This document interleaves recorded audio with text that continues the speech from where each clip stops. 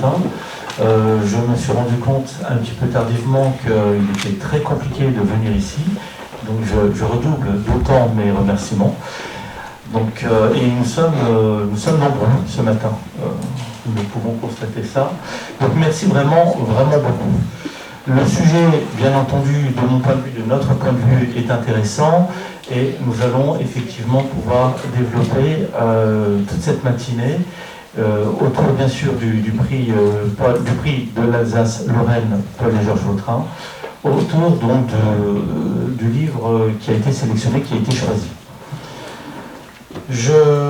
Nous commençons avec un petit peu de retard, donc je commencerai directement dans le sujet. Si vous avez des questions, je vous propose de les poser plutôt en fin de séance. Voilà, donc il y a tout un déroulé qui est prévu. Tout d'abord et avant tout, je tenais à vous présenter.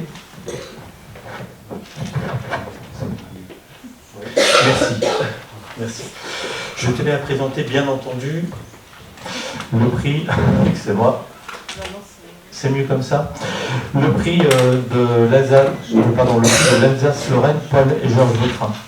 Donc ce prix est avant tout destiné à favoriser la recherche historique, bien sûr, et spécialement universitaire, ce qui explique le choix du lieu et la composition du jury. Cela, effectivement, ce prix est destiné à favoriser la recherche universitaire sur l'Alsace-Lorraine et toutes questions qui y sont relatives, donc de façon extrêmement large. Ce prix a également pour périmètre, en termes temporels, les deux annexions, c'est-à-dire court à partir de 1870 et va jusqu'au sortir de la Deuxième Guerre, 1947. Donc des trois guerres, en fait, temporellement, au sens très large. Christiane Vautrin, ici présente, donc ma mère, qui finance ce prix, a souhaité la création de ce prix de l'Alsace-Lorraine, d'abord et avant tout comme un acte de souvenir pour une période qui est extrêmement difficile, qui a été extrêmement difficile pour nous tous, pour nos parents, nos grands-parents, nos arrière-grands-parents, pour une période également qui a été extrêmement riche en événements, qui est porteuse d'enseignement, surtout dans cette période actuelle, selon moi, effectivement, et dans laquelle, bien sûr, s'inscrivent les actions de son père Georges et de son grand-père Paul Vautrin. Donc c'est bien pour ça que vous retrouvez la référence de Paul et Georges Vautrin dans ce prix de l'Alsace-Lorraine.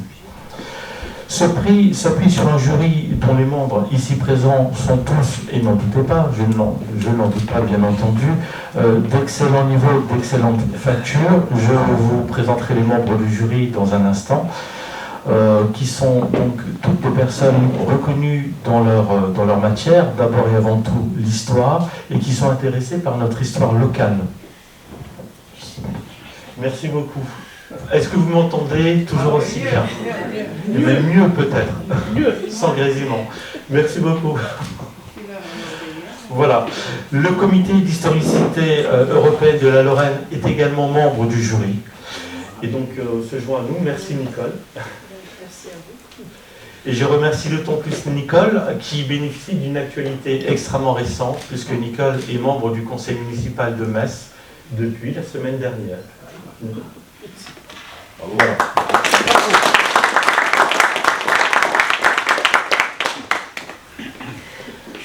Juste pour terminer, à titre liminaire, la présentation de ce prix, nous trouvions que le comité d'historicité avait effectivement toute sa place dans ce jury, parce que son objet s'inscrit parfaitement, je dirais, dans le champ d'action de ce prix.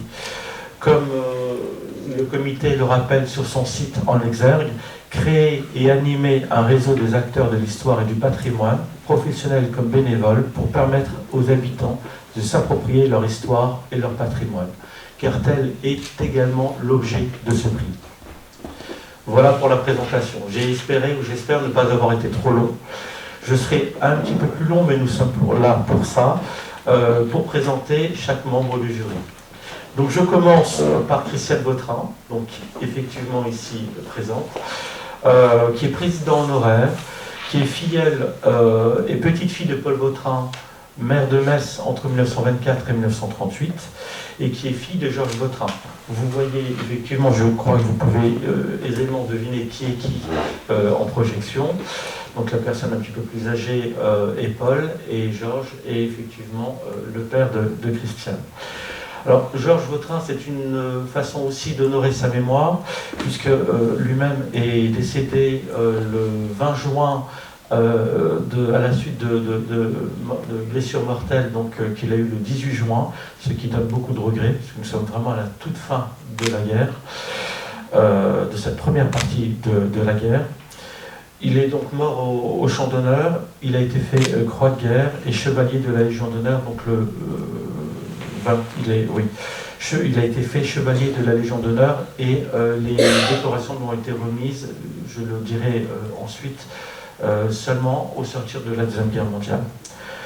Jean-Noël Grandhomme, à ma droite, est président du jury et professeur d'histoire contemporaine à l'Université de Lorraine. Vous êtes basé à Nancy, je crois. Vous êtes membre du CRUL, qui parraine ce prix. Donc le CRUL est le Centre de recherche universitaire lorrain d'histoire. Vous êtes ancien conférencier au Collège militaire royal du Canada à Kingston, en Ontario. Alors je ne fais que donner quelques brefs parce que votre curriculum vitae est extrêmement long et très très long. Vous êtes membre des conseils scientifiques du Mémorial de Verdun, du Mémorial de l'Alsace-Moselle et du musée de Gravelotte, pour faire très court. Vos principales publications, j'en cite quelques-unes qui sont en rapport direct avec le sujet de ce matin. Les Alsaciens lorrains dans la marine et dans les colonies. Le retour de la France de la Lorraine annexée. Le retour à la France de la Lorraine annexée. Mourir pour la patrie. Les monuments aux morts d'Alsace-Moselle. Et puis vous avez les Malgré nous de la Kriegsmarine, destin d'Alsaciens et de Lorrains dans la marine de guerre du Troisième Reich. François Audigier, qui, voilà, merci beaucoup, est ancien élève de l'ENS Fontenay-Saint-Cloud. Vous êtes agrégé d'histoire, vous êtes professeur des universités en histoire contemporaine à l'Université de Lorraine, vous êtes basé à Metz.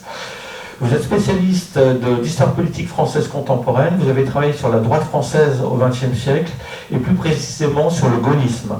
Vous avez également beaucoup publié, vous avez publié des ouvrages, des articles sur la violence militante dans l'histoire du temps présent. Vous êtes également, alors vous êtes directeur adjoint du CRUL. Parmi vos publications, j'en cite également quelques-unes de façon extrêmement courte. Vous avez rédigé avec Jean-Noël et Jean Lamarre, ici, Identité nationale et identité régionale dans l'espace de la francophonie européenne et nord-américaine, des années 1960 à nos jours. Vous avez rédigé une histoire du SAC, le service d'action civique de mémoire, et vous avez rédigé avec Isabelle Sommier et Xavier Chrétier, Violence politique en France, paru aux éditions Sciences Po. Jean Bourcard, qui est tout à ma droite, qui a fait le trajet depuis Strasbourg, c'est bien ça. Vous êtes officier d'active et docteur en histoire de l'Université de Lorraine, donc vous êtes effectivement originaire de Strasbourg, vous êtes lieutenant-colonel, vous avez enseigné dans des écoles, auprès des écoles supérieures de l'armée de terre, de 2020 à 2023. Vous avez été précédemment 5 ans chef du bureau Terre au service historique de la défense à Vincennes. Vous avez rédigé également, vos travaux portent sur les 2 guerres mondiales, sur l'armée blindée, cavalerie en particulier, et vous intéressez davantage au rôle et à la place des militaires dans la résistance. Vous êtes membre associé du CRUL également, et vous avez publié votre thèse sur la 2e division de cavalerie de Lunéville. Vous avez également co-rédigé la publication des actes d'un colloque qui porte sur l'année 1917, et vous avez présenté plusieurs communications en lien avec l'histoire militaire. Alors vous avez rédigé très récemment, en tout cas très récemment publié, une biographie sur le général de Lestra. Il y a un membre du jury qui est ici absent, Joseph Schmoch, dont je ne vais pas faire la présentation ce matin. Mais croyez-le bien, je le regrette, nous le regrettons, il est pris à l'étranger et sa date avait été bloquée de très très longue date. Donc il s'excuse de ne pouvoir être présent parmi nous, mais il pense bien à nous, c'est ce qu'il m'a dit. Nicole Fessel, digne représentante, heureusement que vous êtes là aussi, de la gente féminine, effectivement. Donc, vous êtes docteur en droit, médiateur près la Cour d'appel de Metz. Vous êtes présidente du comité d'historicité européenne de la Lorraine. Et vous êtes également présidente de l'APAC, qui est l'association, excusez-moi, avec cette allitération en S, de l'association Plumes à connaître. Donc, qui récompense chaque année un artiste auto-édité. Donc, c'est très important également, et ce qui explique d'autant plus votre présence dans ce jury. Vous êtes également chevalier de la Légion d'honneur et vous êtes membre du conseil municipal, comme dit, depuis exactement le 28 septembre de cette année. Voilà, je crois que j'ai présenté tout le monde parmi nous. Je laisse la parole à François Audiger qui va présenter le CRUL. Très bien. Merci beaucoup, Monsieur Vautrin. Alors effectivement, je vais prendre la parole comme directeur adjoint du CRUL, donc le Centre de recherche universitaire lorrain d'histoire. Ma collègue Isabelle Briand, qui est professeure d'histoire moderne à l'université de Lorraine, à Nancy, ne pouvait être là parmi nous. Elle vous prie de l'excuser. Alors je vais présenter très rapidement ce laboratoire et surtout assister sur les raisons pour lesquelles nous sommes très heureux de parrainer ce prix. Voilà, donc le CRUL, donc un acronyme un peu qui sonne mal, qui signifie Centre de recherche universitaire lorrain d'histoire, et le laboratoire d'histoire de l'université de Lorraine. C'est un laboratoire qui est bisite, Metz-Nancy, ce qui est pas, finalement c'est assez rare. La plupart des laboratoires ici en Lorraine ne sont pas bisites. C'est un laboratoire qui compte essentiellement des historiens, mais il y a également des historiens de l'art, des archéologues et des musicologues. Et sur l'histoire, on couvre les 4 périodes, c'est-à-dire l'histoire ancienne, antiquité grecque et romaine, le Moyen-Âge, l'époque moderne, 16e, 18e, et puis l'époque contemporaine de la Révolution à nos jours.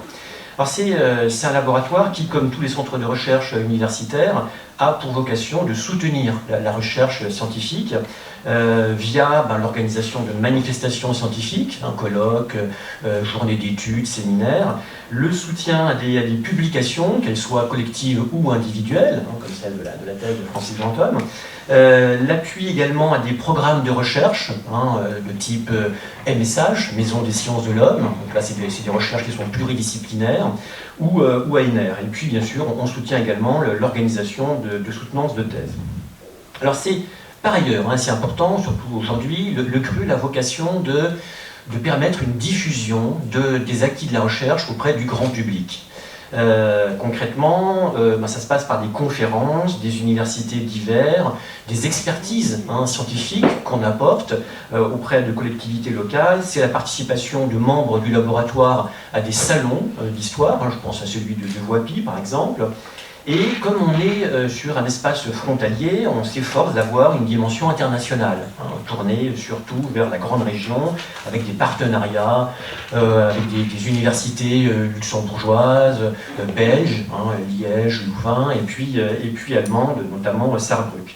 Voilà, donc on a une organisation en axes, chaque axe a une identité thématique. Ici, par exemple, vous avez des représentants de l'axe 2 qui travaillent sur le politique et le militaire. L'axe 4 du CRUL, c'est plutôt l'histoire religieuse, etc.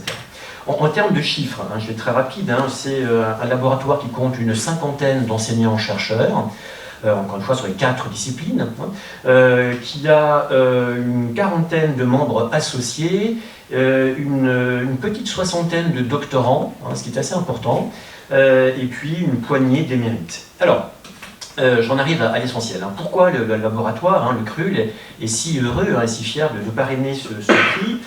Eh bien, c'est parce que le CRUL entend valoriser, soutenir, appuyer l'histoire régionale, hein, l'histoire de la Lorraine et au-delà, l'histoire de la grande région, hein, du Grand Est, l'Alsace. Je ne suis pas certain que l'Alsace reste longtemps c'est un sujet sensible, je n'insiste pas. Voilà, donc l'histoire lorraine, hein, l'histoire lorraine, c'est-à-dire qu'on l'a fait avec des partenariats, avec des institutions locales, hein, ça peut être des musées, je pense au musée de la Cour d'Or à Metz, je pense au musée de la guerre de 70 et de l'annexion, hein, à Gravelotte. On a également des liens forts avec des académies savantes, hein, je crois l'Académie Stanislas par exemple à Nancy, avec des collectivités locales, hein, la ville de Metz, le conseil départemental de la Meuse. On est également en lien avec des associations historiques locales, hein, comme on est en Moselle, je l'ai cité le cas de Ascomemo, hein, qui a beaucoup travaillé sur la Seconde Guerre mondiale en Moselle. On a également des liens forts avec des revues d'histoire locale, hein, comme les Annales de l'Est à Nancy, ou les Cahiers lorrains à Metz. On a même une antenne éditoriale avec les presses historiques de l'Est, hein, qui publient des travaux inédits. Voilà, alors, on a fait le constat, hein, au CRUL, que, hélas, cette histoire régionale, hein, cette histoire lorraine, est un peu en souffrance. Hein. On voit par exemple que seule une petite moitié de nos thèses, hein, soutenues relèvent de ce champ géographique, hein, de la Lorraine. Et chaque année, on voit également, quand on organise la rentrée, hein, des étudiants de master, hein, c'est le nouveau nom pour maîtrise, hein, eh bien, on voit qu'il n'est pas évident de convaincre les étudiants de l'intérêt d'une histoire de leur ville, hein, de leur département, de leur région. Beaucoup se projettent davantage sur une histoire nationale et de plus en plus sur une histoire internationale. Et donc il faut expliquer, hein, que voilà, la question de l'accessibilité des sources, démontrer que le local éclaire le national, hein, et que des études de cas locales révèlent des dynamiques, des contextes, des enjeux forts. Hein, voilà, c'est pas évident. Hein, parfois on est obligé de donner des exemples, hein, je vais en citer un qui me concerne. J'avais dirigé il y a 2 ans un remarquable mémoire de master, hein, celui de Camille Gérard, sur le complot de la brasserie du Fauve. Alors, je ne sais pas si vous connaissez ça, c'est une petite histoire méconnue, hein, qui pourtant est passionnante.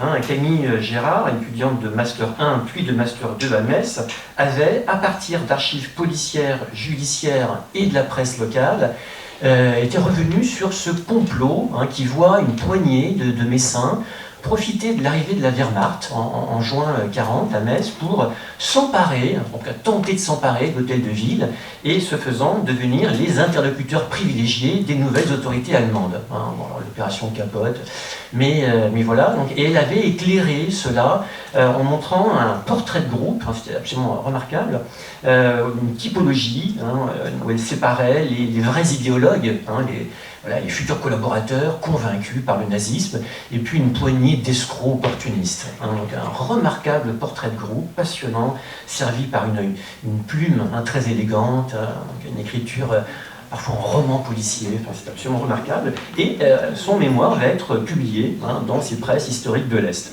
Donc tout ça pour vous dire que l'histoire régionale, hein, l'histoire de la Lorraine, l'histoire régionale, c'est pas une petite histoire en réalité, hein, c'est simplement une grande histoire, mais appliquée à une petite échelle, hein, ce qui est encore autre chose. Voilà. Et je crois que pour convaincre les étudiants de l'intérêt de cette histoire locale, rien de mieux que ce prix, hein, qui valorise la recherche, qui permet le financement de la publication des acquis de cette recherche, hein, en histoire locale. Donc, et on le voit, hein, aujourd'hui avec cette première édition qui récompense la très belle thèse de Francis Grandhomme, hein, donc sur ce médecin explorateur, Jules Revaux, hein, qui est né effectivement à Lorquin, en Moselle, hein, près de Sarrebourg, que je connais bien. Donc je finirai en remerciant, hein, monsieur Vautrin de cette très belle initiative. Je vous redis tout mon plaisir, hein, que j'ai à siéger parmi vous dans ce jury, et je réaffirme le soutien fort et pérenne de mon laboratoire à ce prix. Voilà. Merci beaucoup.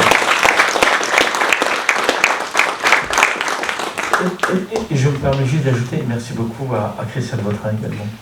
Merci beaucoup. Nicole, c'est à vous. Merci. pour présenter votre association. Merci, bonjour à tous et un grand merci à la famille Vautrin, par l'intermédiaire de Jean-Christophe, que j'ai connu il y a quand même très peu de temps finalement, lors d'une réunion, une séance officielle à l'Académie nationale de Metz, et où il m'a parlé de ce très très beau projet qui finalement m'intéresse à double titre. Le titre tout d'abord en effet du comité d'historicité européen de la Lorraine, sur lequel je reviendrai parce que le terme est souvent encore resté barbare ici à travers les Messins qui me rencontrent en disant pourquoi historicité et non pas histoire. Alors 2 mots sur l'anecdote. En fait c'est un terme qui a été non pas inventé mais qui a été utilisé par 2 personnes dont je rends hommage aujourd'hui, à savoir Charles Deveau, je ne sais pas si vous l'avez connu, qui était un juriste, qui travaillait au conseil départemental et qui m'avait un peu introduit dans ce comité qui existait déjà, mais qui était vraiment presque à huis clos, parce qu'il devait y avoir 4 ou 5 personnes qui le composaient. Et puis le professeur Yves Lemoine. Alors Yves Lemoine, dont vous savez que le nom ici est resté dans le cadre de l'amphithéâtre, était un homme passionnant et passionné d'histoire, et il avait engendré chez moi ce goût de l'histoire, notamment locale, dont vous venez de parler, qui est tellement intéressante, et qui, ma foi, m'avait été un peu malheureusement décrite par mon papa, qui était magistrat et qui était un malgré nous. Donc un malgré nous alsacien, qui avait très vite été blessé à la guerre sur le front russe. Donc j'ai été baignée, si vous voulez, déjà dans cette ambiance. Et puis j'ai annoncé que j'avais fait des études de droit public, et là Charles Deveau, je dis toujours, mon destin eût été différent si j'avais fait du droit privé, parce qu'il m'a dit « Ah, c'est du droit public, donc vous rentrez au comité d'historicité ». Alors ce mot, en effet, m'était resté un petit peu bizarre. Je lui dis, mais alors c'est quoi, puisque c'est pas de l'histoire? Il me dit, non, on laisse ça aux sociétés savantes. On a l'Académie nationale, on a ce que vous venez de décrire, des laboratoires universitaires. Nous nous contentons, en effet, vis-à-vis de la population messine, mais aussi régionale, européenne, de retracer les phénomènes du passé, mais surtout l'intérêt de l'historicité, c'est de les projeter dans l'avenir. C'est-à-dire essayer, ce que vous me disiez tout à l'heure, mon voisin, à juste titre, c'est un petit peu l'évolution dans le temps.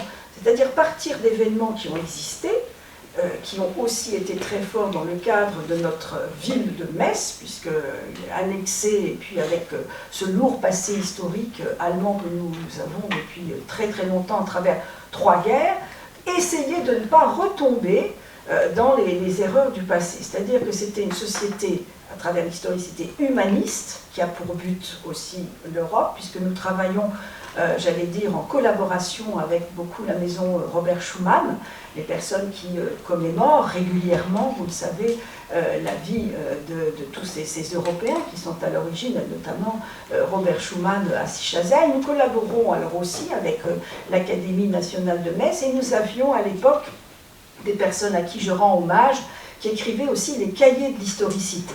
Et c'était Madame Sautreau, qui était une personne qui s'était fortement engagée dans cette association, où nous avions, et on l'a toujours, mais maintenant les membres, j'expliquais, sont un petit peu, ont disparu, soit par des déménagements, soit malheureusement par l'âge.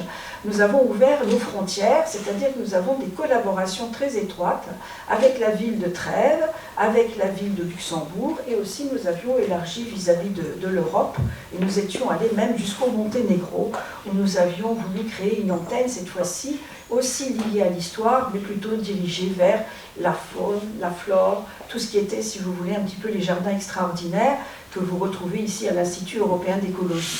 Donc la ville de Metz était bien implantée dans ce cadre de l'historicité qui existe. Alors, j'ose pas dire la date à laquelle ça a été créé et depuis le nombre d'années que je préside, mais rassurez-vous, je demande chaque année à l'Assemblée générale si quelqu'un veut bien prendre la présidence. Et on dit non, non, non, non, reste. Donc, je reste parce que je trouve que c'est passionnant. Alors notre travail consiste à l'invitation régulière, j'allais dire tous les 2 mois, d'un conférencier, et on essaye de lier forcément aux événements de l'année. C'est-à-dire que nous avons eu la chance d'avoir, j'allais dire, 2 grands événements depuis, je ferai partir dans les années 90, cette société dite savante. Nous avons eu le privilège, le 14 juillet 1996, je ne sais pas si vous vous en souvenez, de recevoir la fille la dernière fille de Winston Churchill, qui est venu inaugurer une très jolie plaque sur laquelle il y a le discours, une partie du discours de son père, Winston Churchill, qui était venu le 14 juillet 1946 à Metz, et non pas à Zurich, comme le disent beaucoup de livres d'histoire, où c'est le premier qui a parlé d'une Europe unie et une Europe de la paix. Donc ça a été véritablement un moment très fort, puisque Lady Mary Soames, la plus jeune fille de Winston Churchill, était venue à l'âge de 20 ans, et elle revenait 50 ans plus tard. Donc on lui a retracé tout son passé, sur le plan à la fois de la ville, mais aussi de Sichazel, où elle a pu retrouver, à l'époque, elle nous expliquait, la ville était en liesse. Les gens avaient fleuri les balcons, applaudissaient, les avions passaient au-dessus de la ville. Et vous retrouvez cette jolie plaque que nous avons réglée par le biais du comité d'historicité, ça je pense que c'est important.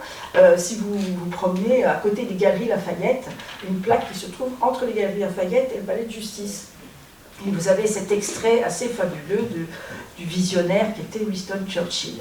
Nous avons eu l'occasion de recevoir aussi, alors dans un autre domaine, le duc d'Anjou, notre fameux Louis XX, si la royauté revenait, aussi pour fêter des traités.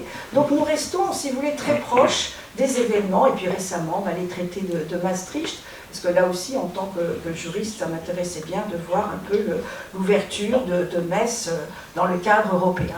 Donc, Monsieur Vautrin, aussi une autre casquette qui m'intéresse beaucoup à travers votre invitation, c'est des remises de prix. Et c'est vrai que je pense que c'est un excellent moyen, alors je suis ravie de voir un public jeune, d'étudiants en histoire, de propager justement des idées à travers un espèce de challenge où, en fait, alors grâce à une somme importante, puisque c'est la même que celle que nous remettons dans le prix Thérèse Gabriel dans le cadre de la PAC de 3 000 €, pour pouvoir justement, normalement, faire connaître, propager, récompenser. Et ça fait partie également du comité d'historicité qui a un devoir de mémoire. Je pense très important aujourd'hui, dans les jeunes générations, ce passé très mouvementé de la ville de Metz, avec tous ces héros et héroïnes qui y sont passés. Et c'est pour ça que j'ai accepté et que véritablement je vous encourage, je pense avec madame, de faire ça chaque année, parce que c'est un très beau concours, je veux dire de haut niveau, et qui laissera sûrement des traces dans cette belle ville de Metz que maintenant je représente. Merci beaucoup.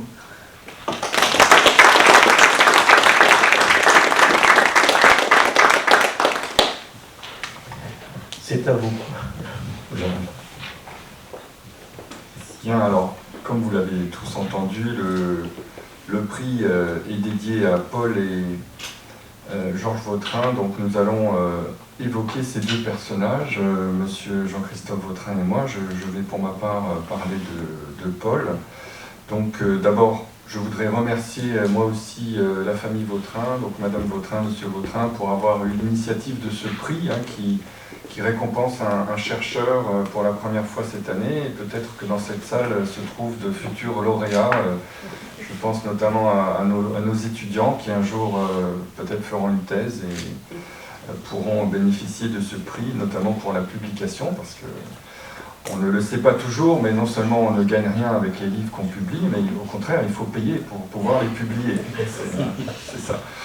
Très bien. Alors, Paul Vautrin, c'était donc un maire de Metz, comme cela vous a été dit. Il est né à Tragny, dans le canton de Pange, en 1876, dans une famille paysanne relativement aisée. Donc, quelques années seulement après l'annexion de cette partie de la Lorraine par l'Allemagne, en vertu du traité de Francfort. Il a exercé d'abord comme instituteur dans différents établissements, notamment l'établissement Sainte-Croix à Metz. Et puis ensuite, il a changé il a bifurqué, si je puis dire, au niveau professionnel, puisqu'il est devenu pendant un temps directeur commercial à Strasbourg. Mais il est revenu à Metz après avoir épousé en 1904 Mélanie Metzger, donc un nom qui la rapproche de la ville de Metz, évidemment, qui était la fille d'un cafetier ce café se situait près de la cathédrale. Alors, il a changé encore de métier, il est devenu cafetier, mais c'était un cafetier, le Café de la Lune, qui était fréquenté par la classe politique et par le milieu associatif essentiellement francophone, parce que On en est un peu revenu là-dessus sur la ségrégation complète entre la société française et la société allemande à l'époque de l'annexion. On sait très bien qu'il y avait aussi des gens qui se parlaient, qui vivaient ensemble, mais tout de même, à Metz plus qu'à Strasbourg, ça c'est sûr, il y avait ces lieux où on n'admettait pas les Allemands, de manière officieuse en tout cas. Je pense par exemple à la Lorraine Sportive, une association où on ne faisait pas que du sport, ou le Souvenir français que les Allemands ont toléré pendant quelques années en Moselle annexée, et où évidemment on ne trouvait pas beaucoup de descendants d'immigrés allemands. Paul Vautrin s'est initié à la politique, il s'est rendu compte que ça l'intéressait, et il est devenu conseiller municipal de Metz en mai 1914. Donc il appartenait au bloc lorrain. Alors le bloc lorrain, c'est une espèce de succursale du Zentrum allemand, c'est-à-dire le parti catholique, mais qui tenait à son identité lorraine. Donc il n'était mélangé ni avec les Allemands, ni avec les Alsaciens, mais qui se défendait des idées proches. Certain conservatisme et défense du catholicisme dans un empire allemand dominé par les protestants. Arrive la guerre, donc ce conseil municipal n'a pas eu le temps de véritablement siéger, et Paul Vautrin, donc, qui était né en 1876, était encore mobilisable, mais plus dans les classes qui ont été envoyées directement sur le front. Il a été d'abord administrateur d'un lazaret, un hôpital militaire à Metz, puis il a fait partie de l'administration d'un camp de prisonniers pour officiers en Haute-Silésie.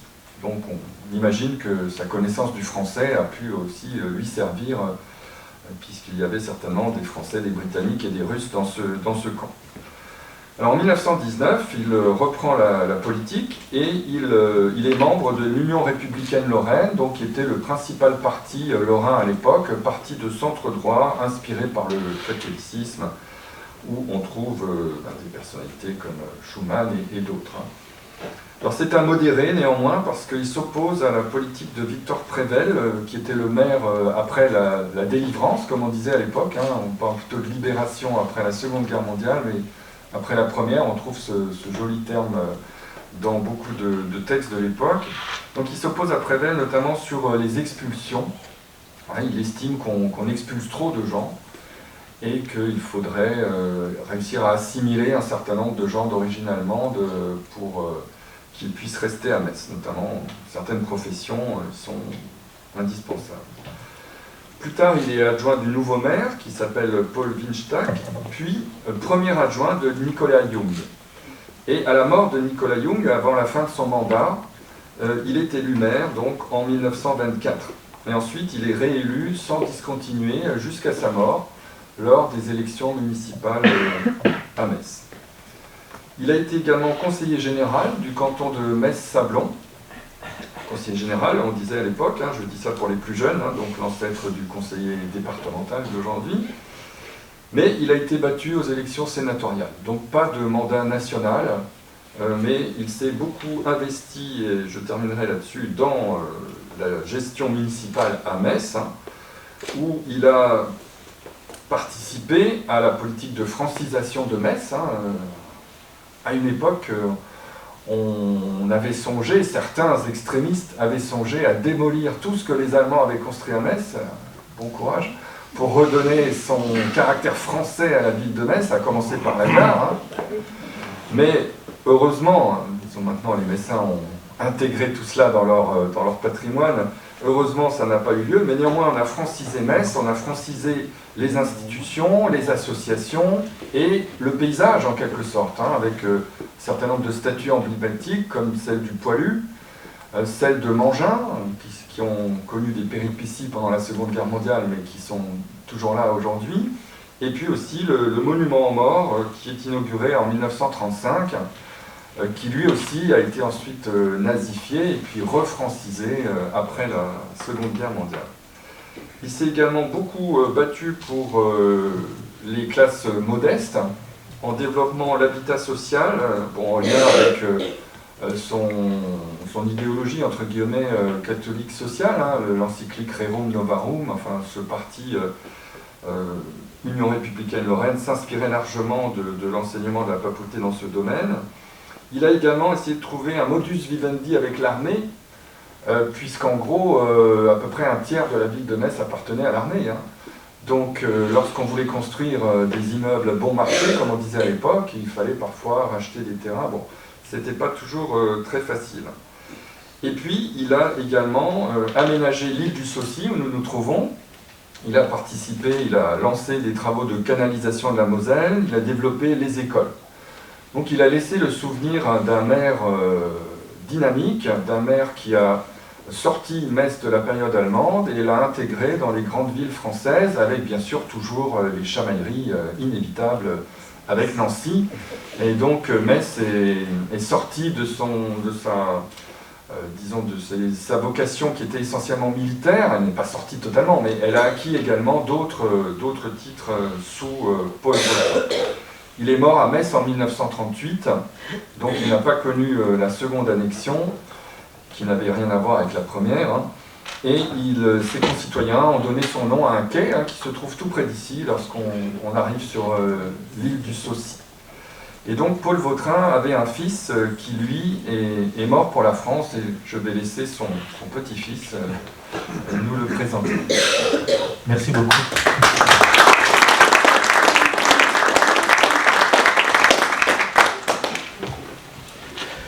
Merci beaucoup. Georges Vautrin est né le 24 mai 1906 à Metz, donc de Paul Vautrin et de Mélanie Metzger, comme vous l'aviez dit un instant plus tôt. Il avait une petite sœur, André Vautrin. Ils sont... Alors, je le dis en clin d'œil aussi à Nicole, ils avaient vécu à ce moment-là, à cette époque-là, au 10 quai de la Gare, c'est bien ça? Rue de la Gare, pardon. Oui, effectivement, puis ensuite au 12 rue aux Ours. Jusqu'à son décès, effectivement, jusqu'au décès donc, des différentes personnes de la famille. C'est un véritable médecin, il a fait ses études à Metz au collège Saint-Clément, à l'époque où le bâtiment, l'établissement s'est situé encore derrière la préfecture. Il a fait ensuite ses études de droit à Nancy, au GEC, au groupe des étudiants catholiques, qui a pris fin d'ailleurs, l'association a mis fin à son existence il y a très peu de temps, de mémoire il y a 2 ans, après 99 ans d'existence.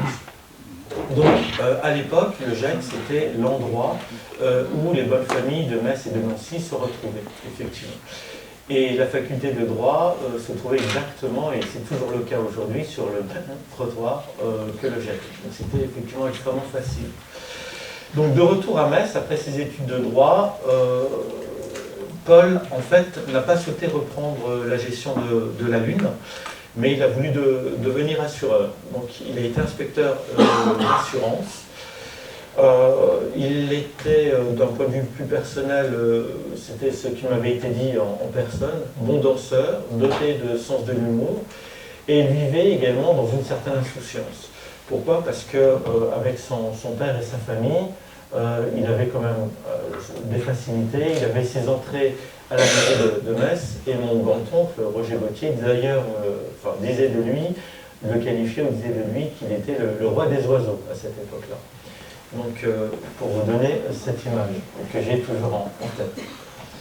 Il revenait souvent à Trény, c'est le village de la famille d'origine, où, avec sa famille et ses amis, où il avait toujours leur maison longtemps conservée, des terrains agricoles bien sûr, et des bois. Et comme il était bon cavalier, c'est toujours à ces moments-là qu'il faisait du cheval et des sorties. Il se marie à Simone Pierron, donc ma grand-mère, contre l'avis des parents respectifs, c'est-à-dire contre l'avis des Vautrin et contre l'avis des Pierron. Tout simplement, dans le contexte, Alfred Pierron était alors le plus grand propriétaire exploitant de bois en Lorraine, et il avait financé des opposants politiques de Paul. Donc, au niveau des enfants, c'était un moment qui était compliqué et qui pouvait paraître compliqué. Donc, les Vautrin ont finalement accepté l'idée du mariage. Marie-Clotilde Drôme, dit Mariette Piron, s'est également rallié à l'idée du mariage. Effectivement, donc tout ceci se retrouve dans les actes de mariage que nous avons à la maison. C'est pour ça que je peux l'affirmer assez simplement. Mais Alfred Piron est toujours resté sur sa position initiale. Et d'ailleurs, si tous étaient présents, Vautrin comme Piron à la cérémonie, Alfred Piron, le jour du mariage à la mairie, Alfred Piron n'y était pas, et aucun Piron n'était présent à la cérémonie de mariage, qui s'était déroulée à Metz le 1er août 1933. C'est Gabriel Ocard, d'ailleurs, à l'époque premier adjoint de Paul Vautrin, qui les a mariés. Voilà, je passe. Donc de cette union naît Christiane, qui s'y présente, et sa petite sœur Nicole, un an plus tard. L'année suivante, en 1938, Paul décède de maladie, comme vous l'avez dit. Et là, ça a été véritablement le commencement de la fin, aussi bien du point de vue familial à l'époque que du point de vue de l'événement historique, puisque la cérémonie a eu lieu le 23 septembre 1938, le jour de la première mobilisation générale à la suite de la crise des Sudètes. Donc Georges, ce qui explique, notamment sur l'une des photos, où l'on voit Georges Vautrin et Roger Gauthier, qui sont en tête de cortège. Ce jour-là, il y avait beaucoup de monde, une grande foule et beaucoup d'officiels. Donc ce cortège avait fait le tour de Metz, effectivement, donc il était parti de la cathédrale de Metz jusqu'au cimetière de l'Est, en procession, vous savez, comme à l'époque on le faisait, avec des chevaux harnachés de noir et de blanc, tous ces officiels qui ont marché pendant des kilomètres. Et au fur et à mesure du cortège, les jeunes hommes de moins de 40 ans qui étaient mobilisables partaient, ainsi qu'un certain nombre d'officiels. Donc ça, c'était ce qui était resté effectivement dans la mémoire collective et dans la mémoire familiale, bien sûr. Lors de la seconde mobilisation de 1939, donc Georges, qui aurait pu être exempté en raison de ses charges de famille, puisqu'il avait quand même 2 enfants de 2 ans et 3 ans, eh bien, s'est engagé à Metz. Il a été affecté à la 256e compagnie du train hippomobile, et il a été affecté à la ligne Maginot. Alors qu'effectivement il semblait relativement protégé, il fut exposé à l'ennemi, donc à l'ennemi allemand. Selon son épouse, donc Simone, qui m'avait raconté ce qui lui avait été dit bien des années plus tard, bien sûr, il était avec sa section qu'il avait décidé de protéger. En tant que lieutenant, il était lieutenant, il aurait pu effectivement demander à quiconque d'être un éclaireur ou d'aller effectivement au-devant de l'ennemi. Il a décidé de le faire lui-même et de le faire seul. Il a donc traversé les bois, c'était dans les Vosges à Bruyères, et donc il s'est mis à découvert. Et c'est là où il a été effectivement, il a été tué. Alors il n'a pas été tué immédiatement, il est mort des suites de ses blessures. Il a été mortellement blessé le 18 juin et il est mort 2 jours plus tard. Il a été enterré, vu le contexte, sur place, directement donc à Bruyères. Et ce n'est que... et donc il a été fait chevalier, fait chevalier de la Légion d'honneur et il a reçu la Croix de guerre. En tant que tel, ces décorations, il ne les a pas eues, ou sa famille ne les a pas eues de suite, toujours eu guerre de contexte. Et ce n'est qu'au sortir de la Deuxième Guerre, je crois, je n'en suis pas sûr, en 1946, une fois que la famille est revenue, donc Simone, maman, Nicole, la famille. Et c'est en place de la République que le général de Lattre de Tassigny a remis les deux décorations aux 2 enfants en présence de leur mère. Voici pour la courte ou rapide biographie de Georges. Voilà, donc nous passons à la suite et au morceau de choix donc de ce matin. Donc cela concerne la présentation de l'œuvre et donc surtout du choix de l'œuvre. C'est M. Gourka qui va nous faire cette présentation. Merci, donc je vais...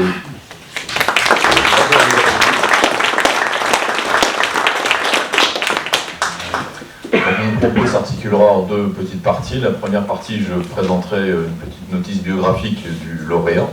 Et puis dans une deuxième partie, je donnerai quelques explications sur le choix de l'œuvre.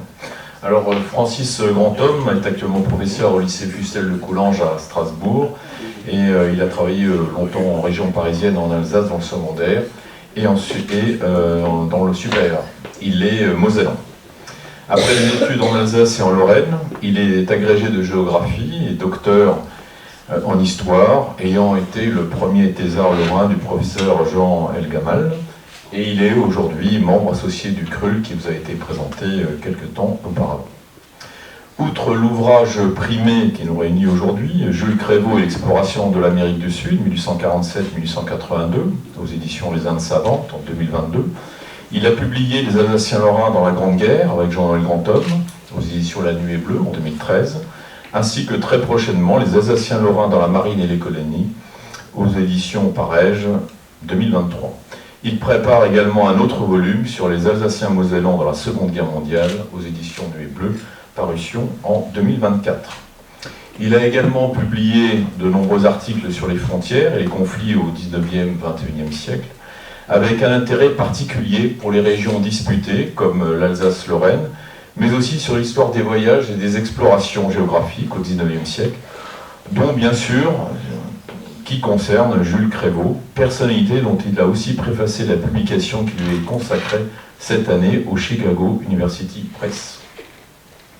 Donc le choix de l'œuvre, eh bien, comme le jury du prix d'Alsace-Lorraine, Paul et Georges Vautrin, Crévaux intéresse en effet les Américains en toute logique, puisque Crévaux a exploré l'Amérique. Et l'ouvrage primé de Francis Grandhomme a le grand mérite de faire revivre, voire de réhabiliter, une figure emblématique et singulière de l'explorateur du XIXe siècle, célébré en son temps, puis oublié, voire honni, et aujourd'hui redécouvert.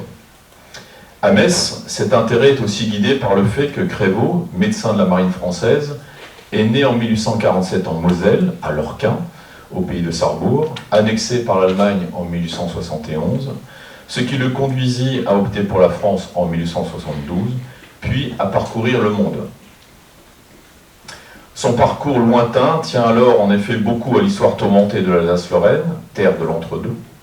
Or, la perception de cette entité, tout comme la figure de l'explorateur, a été constamment revisitée durant cette période clé de 1870 à la Seconde Guerre mondiale, dont Crévaux fut donc un protagoniste, tout comme Paul et Georges Vautrin, et plus généralement les populations de la région.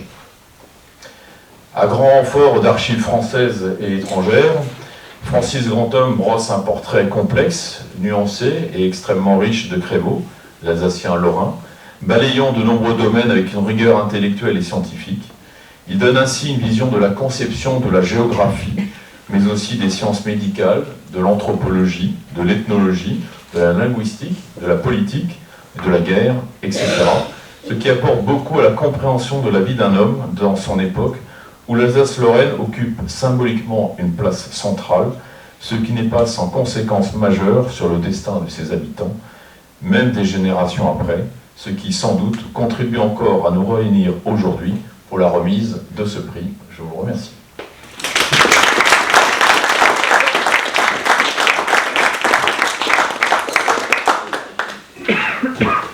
Francis, la parole est à vous. Merci.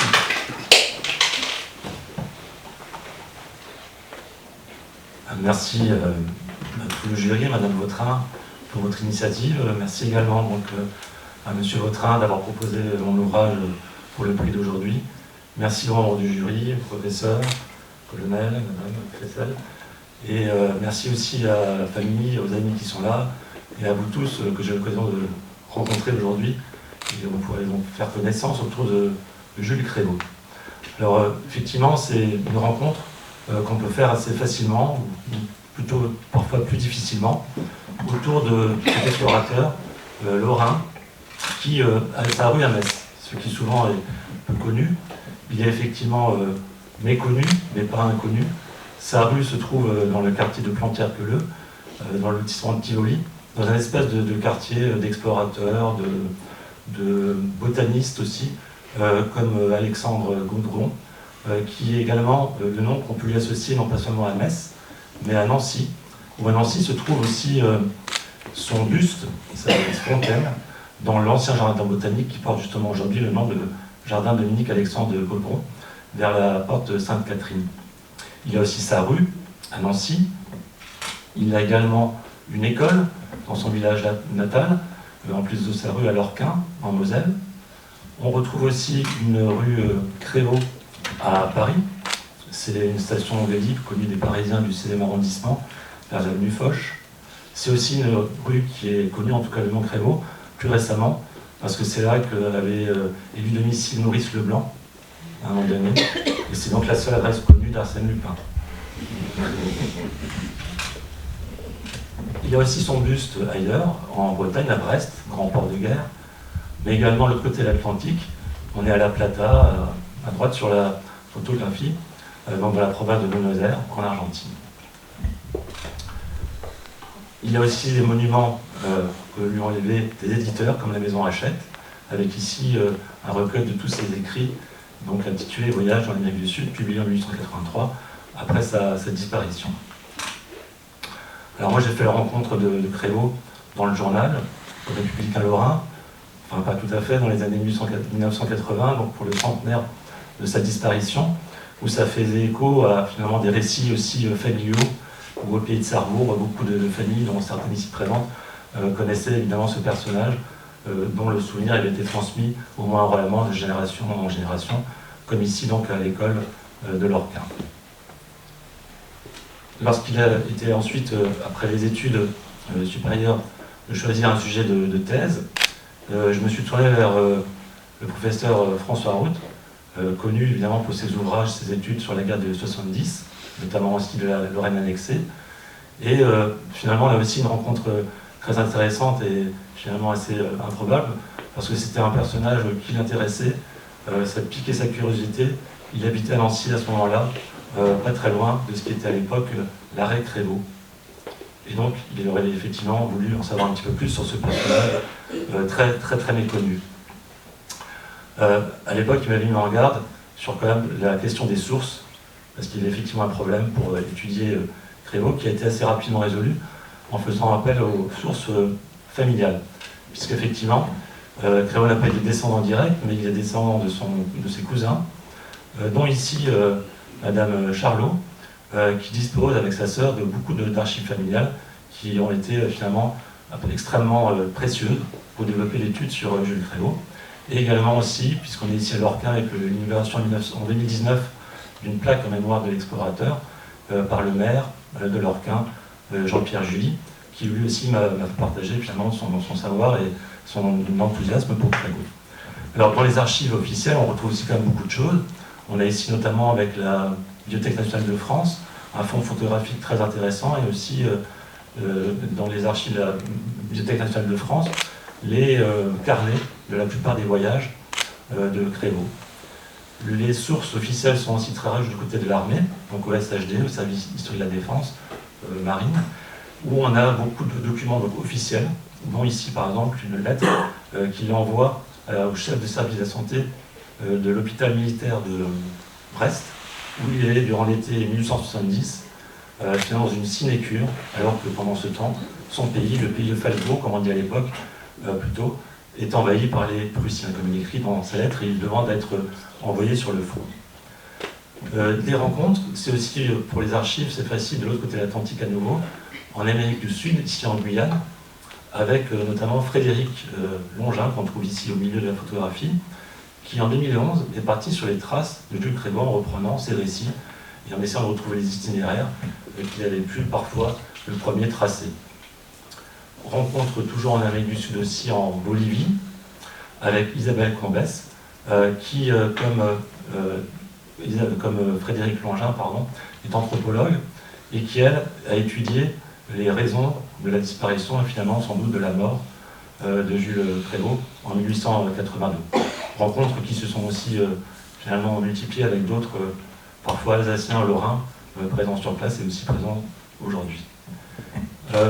Cet intérêt et ensuite aussi finalement, avec Crévo, rejoint celui, avec une autre rencontre, d'un éditeur, Frédéric Mancienne, à la tête à Paris des éditions des Indes savantes, mais également d'une maison d'édition régionale, le Croix-Vite, dans les Charentes, qui venait de publier justement une biographie d'Émile Arthur Touard, un aventurier français de la fin du XIXe siècle, dont le principal fait d'armes avait été de se lancer justement à la recherche de la mission Crévo après sa disparition en 1882, et qui a trouvé très opportun, très intéressant, finalement, de bien vouloir publier la thèse, puisque ça faisait écho à la publication sur Arthur Touard.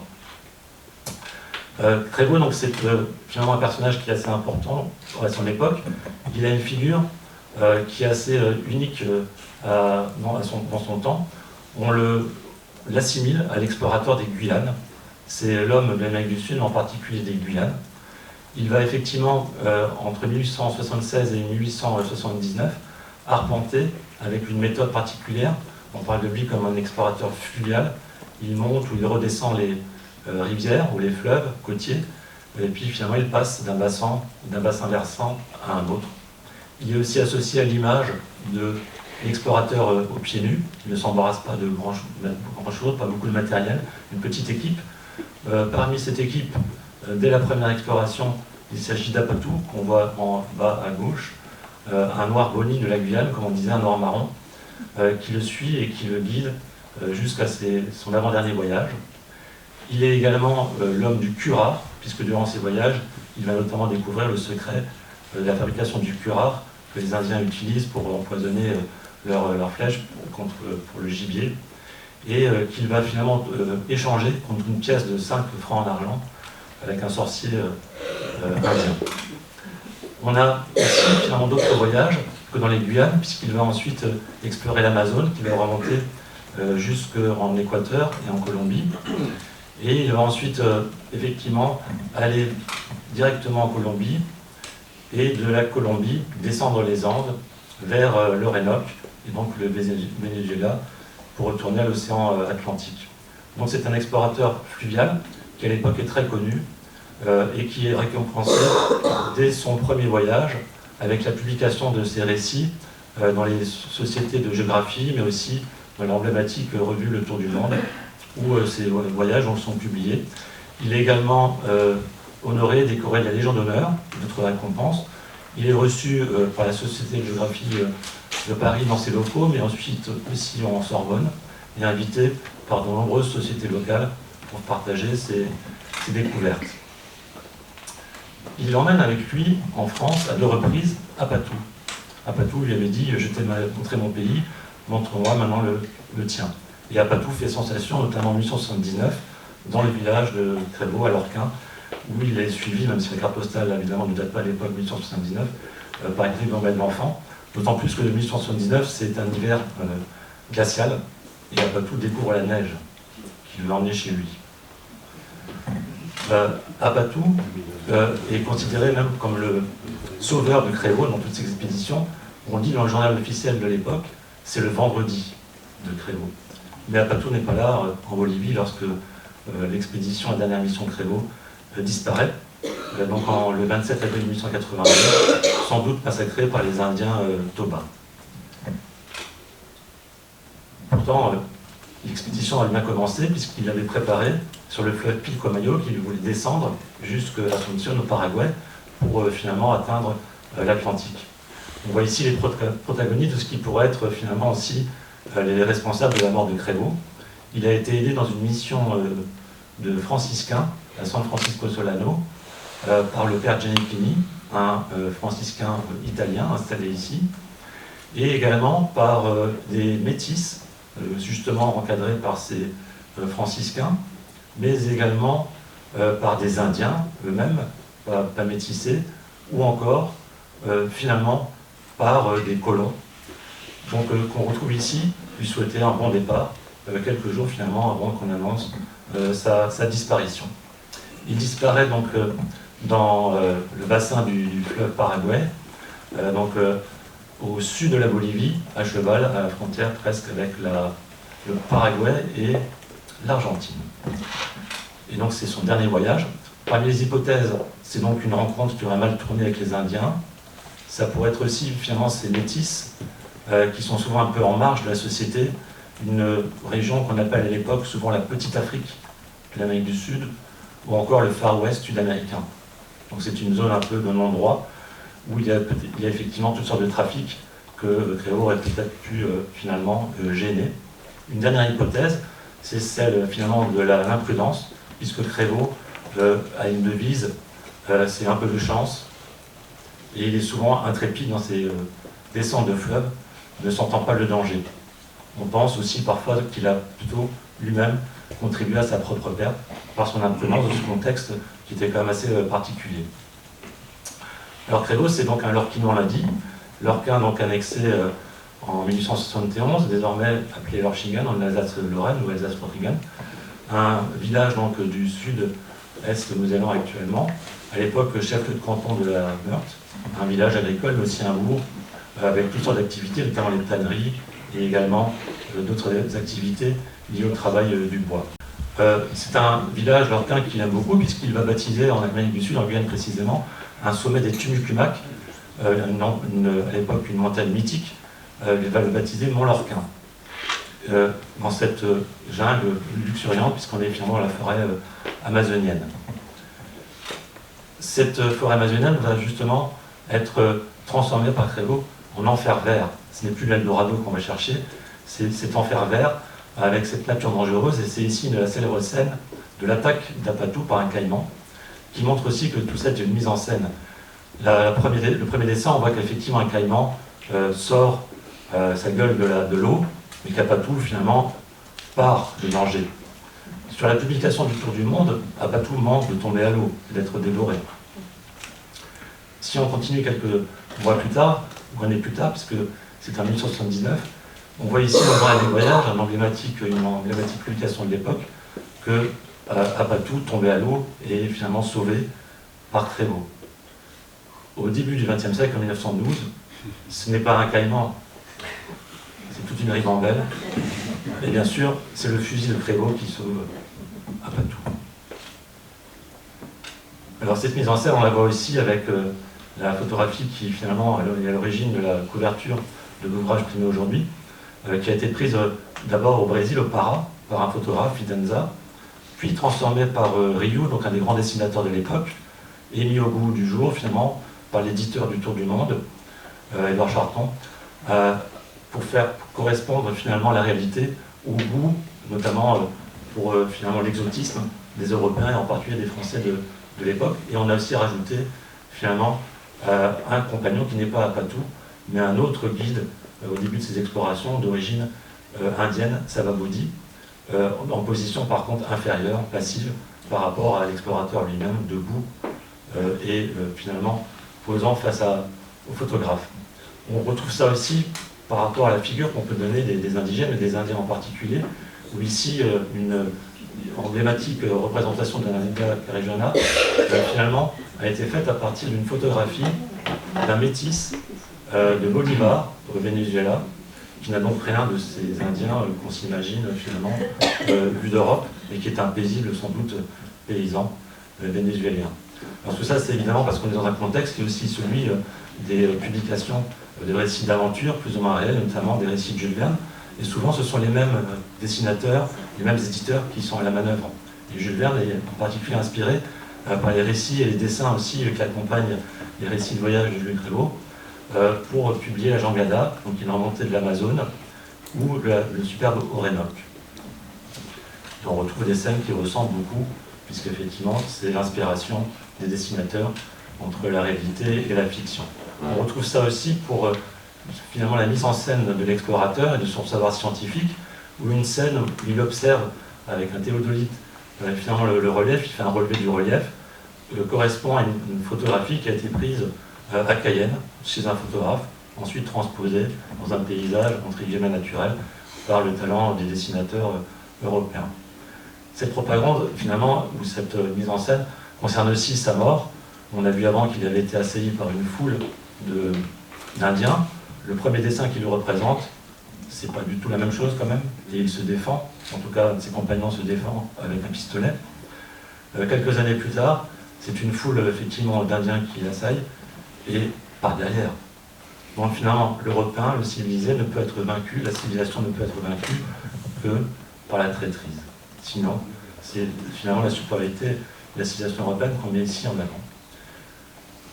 Crévo, en fait, est surtout un explorateur qui va avoir une mission économique et politique, c'est celle de relever les ressources des terrains qu'il explore. Il va faire beaucoup de photos des forêts, il va relever également les matières premières qu'on pourrait retrouver, comme ici, les noisettes du Arapura, qui est un affluent du haut Amazone. C'est aussi un explorateur politique, puisqu'on relève sur une carte qui est un peu postérieure de notre explorateur, Coudreau, qu'à l'époque, les revendications françaises, coloniales, en quelque sorte, ne concernent pas que l'Afrique, mais aussi l'Amérique, notamment par rapport au Brésil, où la Guyane française va finalement jusqu'à la Guyane britannique, et qui empiète finalement en grande partie sur la rive gauche de l'Amazone, donc finalement avec ce qu'on appelle les territoires contestés. Il y a aussi un territoire contesté entre la Hollande, les Pays-Bas, donc Suriname actuel, et la Guyane française. Alors, à l'époque, Crévo est vu comme non pas un africaniste, mais un américaniste. Et par exemple, il est souvent, effectivement, lors de ses conférences, réuni avec d'autres explorateurs ou voyageurs d'Amérique du Sud, sous l'initiative souvent de la Société de géographie de Paris, donc qui est un acteur de l'expansion coloniale aussi, et du savoir scientifique, bien sûr, et sous la houlette de Jules Ferry, notamment lorsqu'il est ministre de l'instruction publique et aussi évidemment président du Conseil, qui le prend sous sa coupe. Crévo va finalement également beaucoup préparer ses voyages ou faire les comptes rendus de voyage en Alsace-Lorraine, dans sa maison familiale qu'on voit à l'arrière-plan à gauche. Et ici, c'est son chargé d'affaires nantais qui lui adresse des courriers. Et donc tout ça, finalement, dans le contexte qu'on évoquait avant, de revanche de la France par rapport à l'Allemagne, parce qu'il n'est pas exactement la politique de Jules Ferry, justement, mais aussi finalement de tensions quand même régulières entre les deux pays. Et là, au contraire, les Allemands laissent faire et même encouragent sans doute ces explorations, publient ces récits dans les équivalents allemands des publications françaises comme celle donc, de la Société de géographie du Tour du Monde, et autorisent même finalement la création d'une Crévo-Strasse à Lörchingen, qu'on voit ici sur une photographie avec l'ancien orthographe de Crévo. Alors, pourquoi évidemment? Parce que c'est pour détourner sans doute la France de l'idée de revanche et de la conduire finalement vers une expansion coloniale où elle pourrait se heurter davantage à l'autre rival, l'Angleterre. Bon, la revanche est un mythe finalement, et c'est ce qu'on peut voir ici avec son buste à Fontaine à Nancy, où il est complètement noyé dans les branches de ce saule pleureur, et on sent qu'il n'intéresse, l'impression qu'il n'intéresse plus personne. Il intéresse encore finalement les enfants, en tout cas on les y intéresse, puisque les enfants peuvent par exemple trouver des images du docteur Crévo, dans le chocolat poulain notamment et dans d'autres friandises. Il devient une figure civique, l'exemple finalement de l'explorateur, des intéressés, scientifiques, et aussi donc finalement des valeurs françaises que justement Ferry et ses successeurs veulent souvent mettre en avant par rapport à la civilisation allemande qui serait plus marquée par la brutalité par rapport à l'universalisme de la Troisième République. Alors les enfants ou Crévo, c'est aussi finalement Tintin, où Hergé, vu sa génération, a lu le Tour du Monde, a été inspiré par ces grands dessinateurs de la fin du 19e, début 20e siècle. Et dans leur éducation en particulier, on retrouve des scènes qui s'inspirent beaucoup finalement de celles du Tour du Monde. Et donc à la fois les dessins pour les dessinateurs et parfois le récit de Crévo. Un Singilou qui manque d'être mangé par un boa peut renvoyer à Toutou, le chien d'Apatou, qui manque d'être mangé par un boa, avant que finalement, n'étant pas remonté assez vite sur la barre, soit abandonné par Crévo. Il n'y a pas le même attachement entre Milou et Tintin et Apatou, mais les scènes se retrouvent là. Ça pourrait même être le fameux Ridgewell, ce savant explorateur disparu, qu'on associe souvent plutôt avec les écrits de Fleming à Percy Fawcett, donc l'explorateur britannique disparu dans le bateau Rousseau. Mais le problème, c'est qu'on voit la chevelure, tout le monde la connaît, je pense, la barbe, la chevelure de Ridgewell, alors que Percy Fawcett était chauve. Donc ça pourrait plutôt correspondre à cet explorateur lorrain, ce que certains, effectivement, chercheurs, universitaires ont même mis en avant depuis maintenant une vingtaine d'années, en décrivant, en reprenant les scènes de description qu'avait fait le fils de Fawcett, de son père au moment de sa disparition, puisqu'il l'avait accompagné. Alors, ce sont peut-être aussi des racontars qu'on voit ensuite avec d'autres aventuriers qui racontent avoir retrouvé des traces de Fawcett et du monde perdu, mais aussi parfois des traces de Crévaux dans les années 1940-1950. Les écrits peut-être plus sérieux sur Crévaux débutent vraiment pour le centenaire de sa disparition, avec la réédition de ses récits, ceux qui avaient été publiés dans le Tour du Monde, puis par la maison Hachette, chez Bayer Phébus, intitulé donc Le Mendiant de l'Eldorado, pour le premier volume, et également l'intérêt à l'époque, notamment ici, dans le Figaro, de Dominique Bonnat, aujourd'hui académicienne, qui voit en lui l'ancêtre de Lévi-Strauss, qui pourtant a initié les explorateurs. Alors pourquoi? Parce que, effectivement, quand même, Crévaux est un explorateur un peu à part. Il s'intéresse à l'ethnologie, effectivement, même si à l'époque, on ne peut pas vraiment encore parler d'ethnologie, parce qu'il s'intéresse aux peuples qu'il visite, aussi bien donc aux Noirs marrons, comme on dit de la Guyane, qui sont quand même très majoritaires déjà à l'époque, qu'aux Indiens, et ici à leur travail, notamment de poterie. On retrouve justement des objets qu'il a ramenés, qui sont très nombreux, plus de 500 au musée du Quai Branly, mais aussi par exemple ici au musée Barrois, ou aussi au musée aquarium de Nancy. Et donc on retrouve ici sans doute ce qu'on voyait juste à l'instant sur l'image précédente. Il s'intéresse aussi donc aux Indiens et en général au peuple qu'il rencontre, et finalement il se fait accepter d'eux parce qu'il a une approche particulière. Pour se signaler, il tire un coup de feu, qui pour les Indiens ou les Noirs marrons n'est pas un signe d'attaque, mais au contraire, si on se signale, c'est pour ne pas attaquer, parce qu'on est tout de suite repéré. Donc il adopte souvent finalement la manière de faire des peuples qu'il rencontre pour se faire accepter par eux. Il est aussi un explorateur un petit peu d'avant-garde parce qu'il emporte un appareil photo. Et il va même, pour un de ses voyages, prendre un photographe attitré pour prendre des photos. Et donc ce sont ces photos souvent qui sont ensuite transformées par les dessinateurs et qui rendent donc les récits de ces voyages et parfois, pourquoi pas d'autres, y compris donc ceux de Julien. Évidemment, il y a aussi un côté sombre, puisque lors de cette exploration, c'était dans le delta de l'Orénoque, il va aussi se mettre à piller des tombes pour apporter justement des crânes, parce que c'est plutôt l'anthropologie que l'ethnologie qui à l'époque est à la vogue encore. Et c'est Apatou qui surveille que les Indiens ne viennent pas les remarquer, puisque c'est en pleine nuit. Et évidemment, le fort fait commis, il s'en va avec cette trompée, puisque justement les scientifiques parisiens lui réclament des objets, des flèches, des arcs, mais aussi des crânes, etc. Alors c'est ce qu'on lui reproche parfois aujourd'hui encore. L'an dernier, il y a une exposition à la Bibliothèque nationale de France où on reprochait aussi surtout le fait que les explorateurs effectivement étaient souvent entourés de guides indigènes, parfois des dizaines, des centaines, dans des expéditions comme celle de Stanley par exemple. Et là, c'est la figure d'Apatou qui souvent est considérée comme dénigrée, alors que c'est en quelque sorte Apatou qui souvent aurait permis la réussite des expéditions. Apatou, dans les récits de Crévaux, est quand même très présent.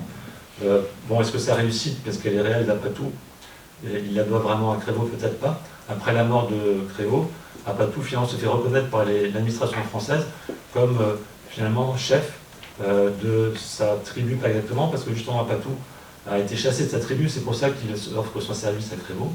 Mais il réussit à s'implanter plus en aval du Maroni, donc des deux grands fleuves guyanais, ce qui lui permet de contrôler le commerce du fleuve. Et donc Apatou aujourd'hui est un gros bourg de 10 000 habitants, où Crévaux est un ami. Il a sa statue depuis 2016, inaugurée ici non par le maire d'Apatou. Là où il a été tué, ou en tout cas disparu en Bolivie, c'est la même chose. Crévaux a aussi sa statue, son buste, avec ici donc un buste qui a été élevé il y a une dizaine d'années, où on met en bas-relief la scène du massacre, extrait du Tour du Monde. Dans le village dont il est parti pour son expédition fatale, San Francisco Solano, désormais appelé Villa Montes, il y a également une école où tous les ans on célèbre l'anniversaire de Jules Crévaux, donc la fondation de l'école et de Jules Crévaux lui-même. Alors Jules Crévaux en fait a une vie avant l'exploration.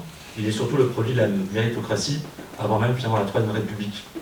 Il Il fait des études au lycée impérial de Nancy, et bachelier, puis finalement suit une année à la faculté de médecine de Strasbourg, une des 3 de France à l'époque, puis de l'école de santé navale de Brest, puisqu'il se destine à la carrière de marine, médecin de la marine, dès avant la guerre de 1870.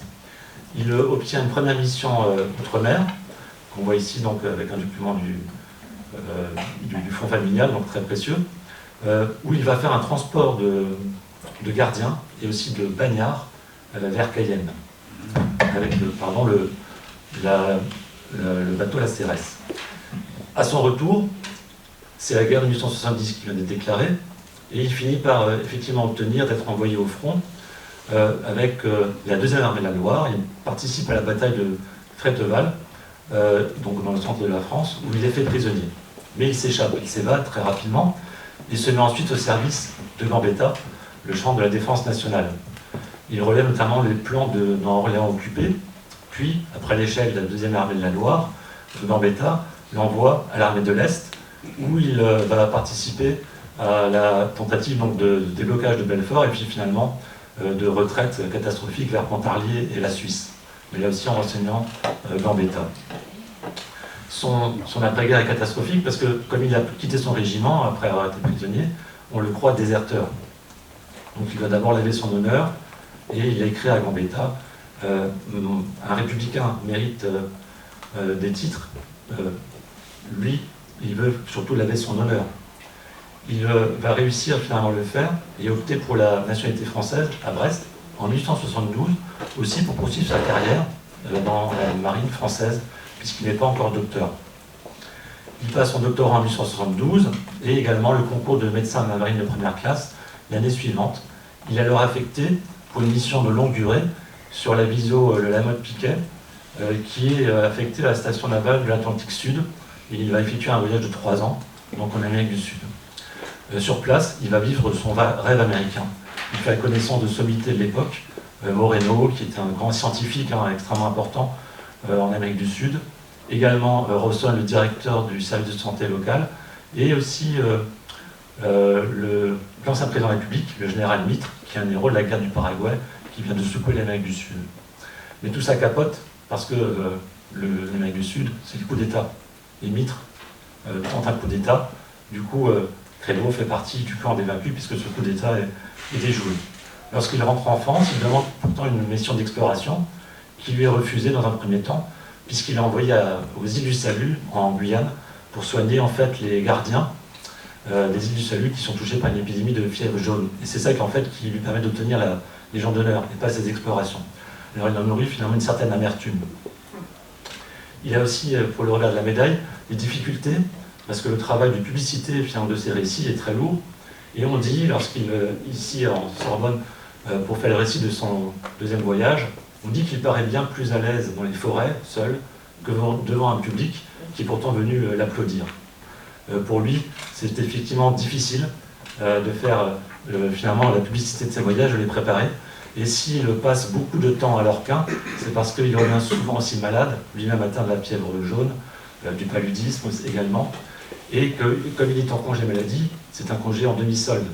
Donc il ne veut pas non plus finalement se loger autrement que dans la famille. Et donc là on voit par exemple des échanges avec Hansel, qui finalement est un cartographe, et donc il s'échange les cartes, finalement les ébauches de cartes à partir des relevés, puis la carte définitive avant la publication. Et donc c'est aussi notamment pendant ce fameux hiver 1879, extrêmement glacial, où il dit qu'il se retrouve reclus à Lorquin dans un froid sibérien. Alors c'est justement un petit peu la problématique de l'Alsacien-Lorrain qui a du mal à trouver sa place dans la société après la défaite de 1871, à la fois souvent mis en avant, et puis parfois qui se retrouve dans les faits à l'écart. La dernière expédition justement fatale, on peut dire que c'est une expédition d'Alsacien-Lorrain. Elle fait la une des journaux à son départ, et elle est par exemple ici composée donc, de Créleau lui-même, mais aussi à sa droite de Didlot, en fait Pailleur Didlot, qui essaie ainsi, en allant à l'aventure, d'échapper à la conscription prussienne. Il y a aussi Ringel, qui est un dessinateur d'Alsace-Bossu, qui lui aussi également cherche à quitter l'Alsace-Lorraine et opte pour la France, ou voudrait opter pour la France. Par contre, Créleau est aussi finalement la charnière de l'évolution des sciences, et il n'apparaît plus désormais dans les années 1880 que comme un homme de terrain, alors que ce sont désormais les scientifiques de cabinet qui prennent le dessus. Il n'a pas voulu se lancer dans cette dernière exploration fatale, il a demandé une équivalence pour obtenir le droit de passer un doctorat, éventuellement d'obtenir un poste au musée du Trocadéro, où ses premiers objets qu'il avait ramenés avaient été exposés à l'exposition universelle de 1878 à Paris donc. Mais c'est l'époque plutôt de la géographie de Vidal de Lablache ou de Lucien Gallois, géographe d'origine messine, où du coup il est finalement relégué. Et c'est ça qui expliquerait son départ.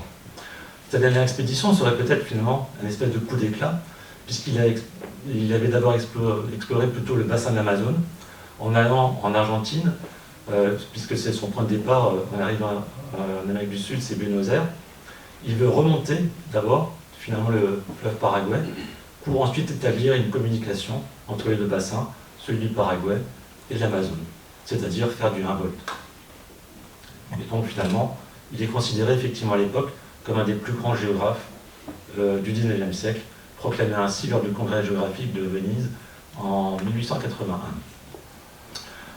Lorsqu'il arrive fin 1881 sur la rive de Plata, la situation finalement n'est pas exactement celle à laquelle il s'attendait, puisqu'il y a la guerre du Pacifique qui oppose d'un côté le Pérou et la Bolivie, de l'autre côté le Chili. Chili qui a déjà gagné les batailles principales et qui vient de priver la Bolivie d'un accès à la mer, à l'océan Pacifique. Et finalement, il se fait embaucher dans une mission pour essayer de trouver un accès autre, c'est-à-dire par l'Atlantique. Et il est complètement donc détourné de sa mission. Pour le résultat donc, est sa disparition, dont on impute la faute donc rapidement aux Indiens. Et circule à l'époque les Indiens, on retrouve les assassins de Crévo. Ici. Alors Indiens qui n'ont quand même pas l'air bien méchants.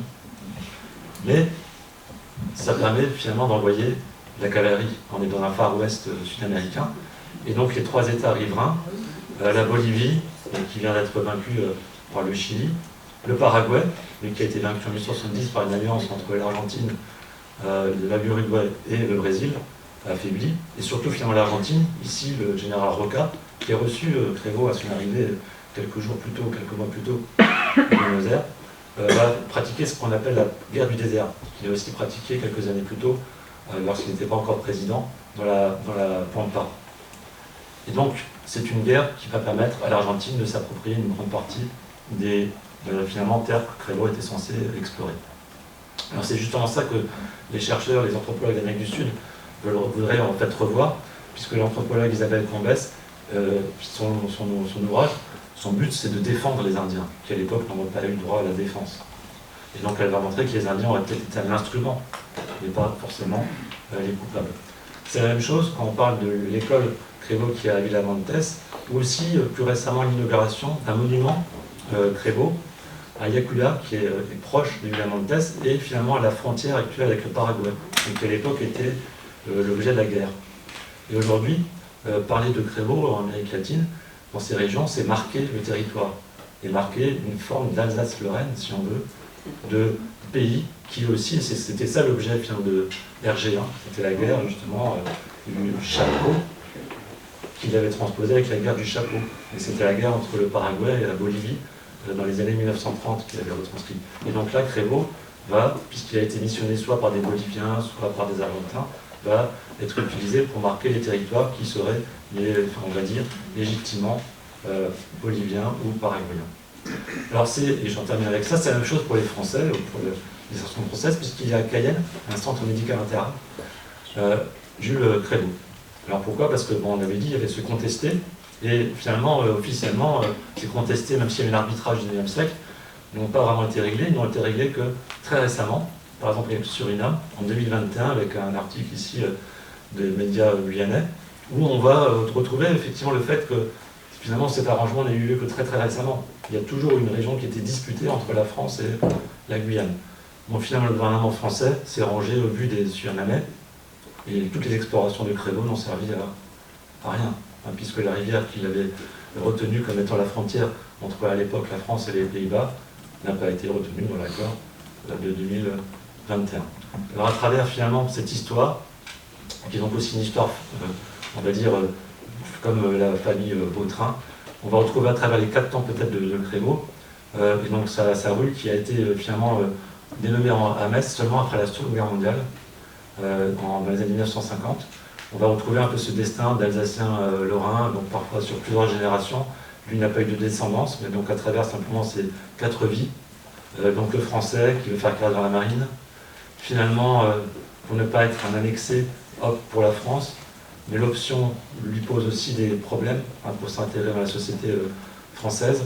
Il est ensuite finalement utilisé, puisqu'il est quand même une figure très représentative à l'époque et très connue, de l'Alsacien lorrain. Alors on dit quand même plutôt du lorrain à l'époque, mais il est évidemment utilisé par les uns et les autres, pour finalement mettre en avant, défendre la politique notamment des opportunistes de Jules Ferry, d'une mission civilisatrice. Et Crévaux y adhère parce que justement, en se lançant plutôt à la découverte ou à la redécouverte, puisque c'est le 19e siècle évidemment, l'Amérique du Sud, il ne va pas disperser les forces, on va dire, de la France, notamment militaires, comme en Afrique. Il va même dire, en dénigrant notamment un Brazza, ils se jettent tous sur l'Afrique. Moi j'ai fait de l'Amérique ma chose, parce que là c'est le progrès de la science, de la civilisation. Et on ne va pas pour autant finalement oublier la ligne bleue des Vosges. Alors finalement, on peut aussi dire, parce que c'est comme ça qu'on le disait à l'époque, Crévaux est mort pour la France, il est mort en tout cas pour la science, mais sur un champ de bataille, contrairement à Georges Vautrin, un champ de bataille qui s'était choisi en Amérique du Sud, bien éloigné de Lorraine, mais finalement avec des problématiques assez proches. Je vous remercie.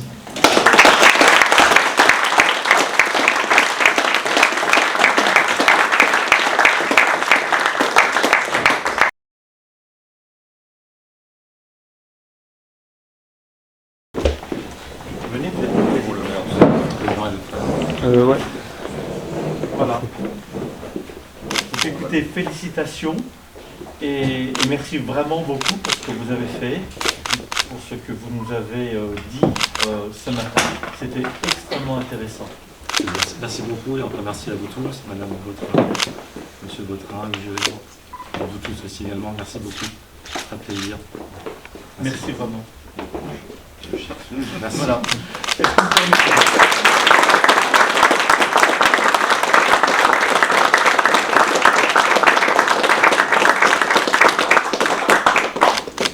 Est-ce que vous permettez juste de faire une photo avec Madame Vautrin? Bien sûr. Merci beaucoup.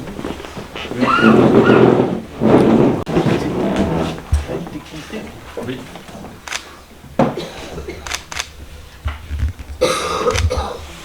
Merci. Merci.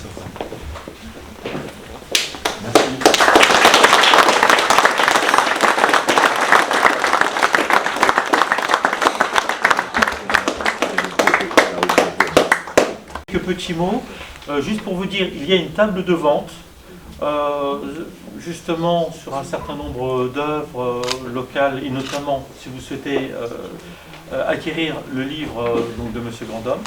Donc c'est juste derrière.